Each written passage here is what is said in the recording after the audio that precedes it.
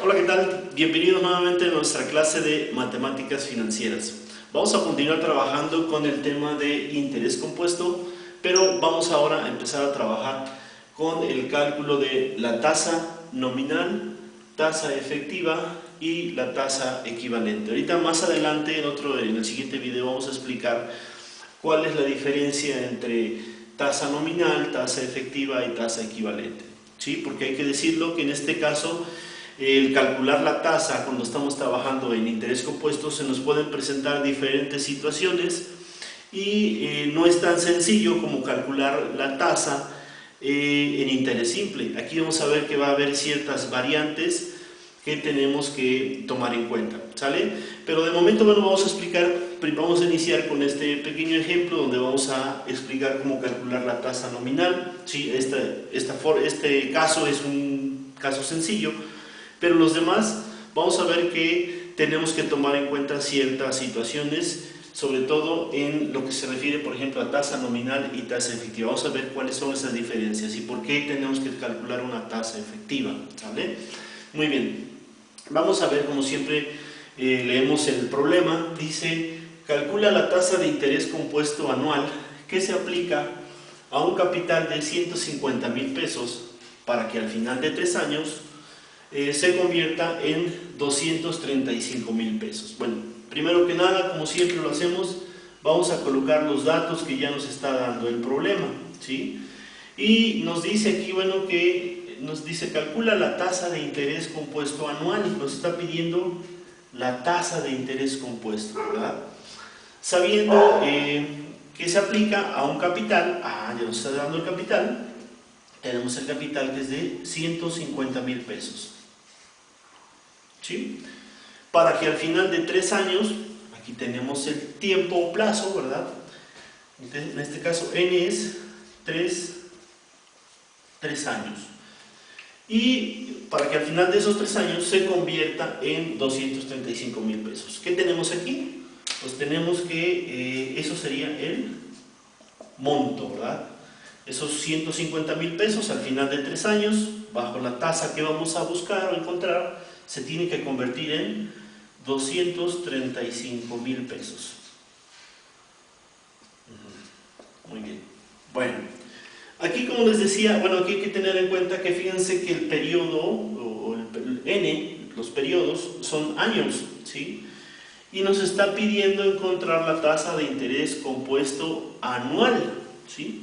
Años, y la tasa de interés compuesto nos está pidiendo anual. Entonces, en este caso, como el periodo de capitalización de la tasa no nos pide ni capitalizable mensualmente, ni trimestralmente, ni semestralmente, nos está pidiendo una tasa anual. Y la tasa efectiva entonces sería esta. Vamos a tener aquí una tasa efectiva, porque la tasa efectiva vamos a ver lo que se capitaliza de manera anual, ¿sí?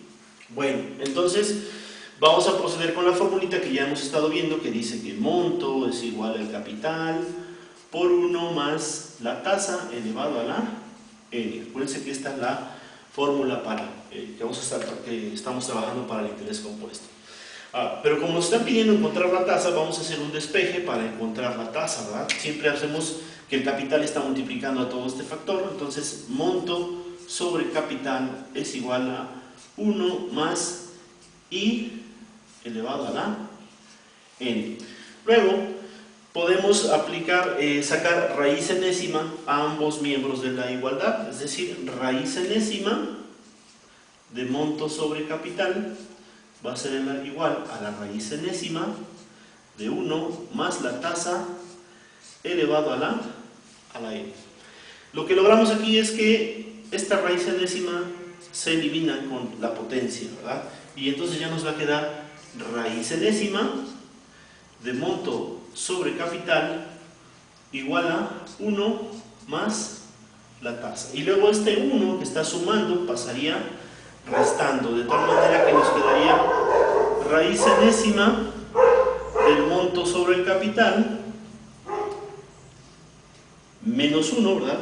Menos 1 igual a la tasa. Y entonces, cambiando miembros de la igualdad, nos quedaría que la tasa va a ser igual a la raíz enésima del monto sobre el capital menos 1. Sustituyendo ahora sí raíz enésima, dice enésima, entonces raíz cúbica, ¿no? Sería 3 años del monto sobre el capital, o sea 235,000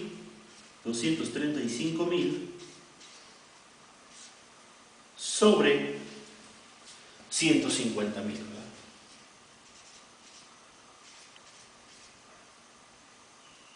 Menos 1. Vamos a hacer este cálculo. Decimos, tenemos 235 entre 150,000. Esto nos va a dar raíz cúbica de 1.5666 y aquí menos 1. Muy bien. Entonces vamos a sacar la raíz cúbica. 3.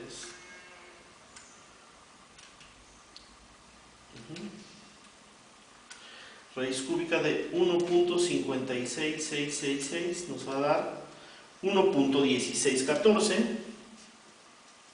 1.1614 menos 1. O sea que la tasa va a ser igual a 0.1614. 1.1614 menos 1, 0.1614, o lo que sería lo mismo, el 16.14%. Y tenemos ya ahí la tasa, 16.14%.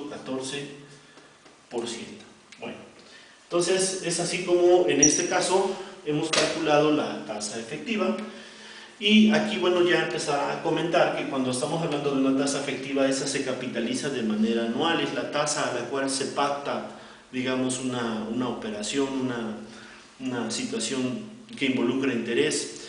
Pero no siempre ocurre así, hay muchos problemas donde, por ejemplo, la tasa nos la piden que se capitaliza mensualmente, bimestralmente, trimestralmente, semestralmente. Entonces,